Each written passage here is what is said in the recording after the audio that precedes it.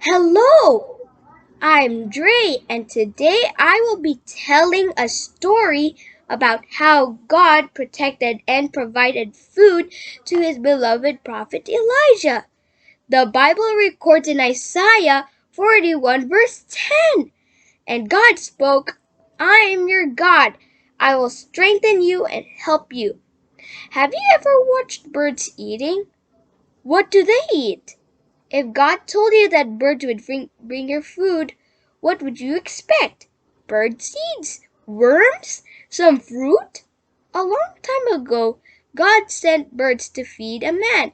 Elijah's bird story is not what you might expect. Long ago, wicked King Ahab ruled the land of Israel.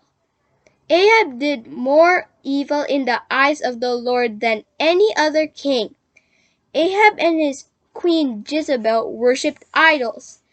They led all of Israel to worship idols too. They encouraged the people to disobey the Lord's commands. Jezebel and the prophets of Baal boldly killed the Lord's prophets. God had a prophet whose name was Elijah. He was from Tishbe in the land of Gilead, on the other side of the Jordan River. Elijah served God and taught others to worship him. God was troubled by the idol worship he saw in the land. He knew it encouraged wickedness in Israel.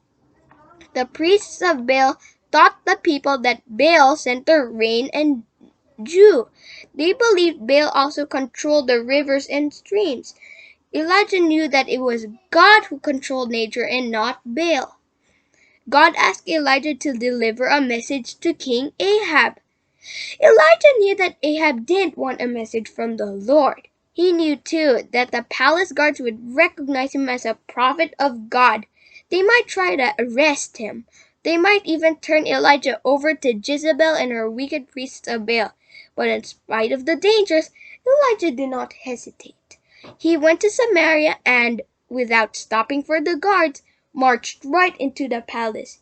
He walked right up to the king and delivered God's message. As the Lord, the God of Israel lives, whom I serve, there will be neither dew nor rain in the next few years except at my word, Elijah proclaimed.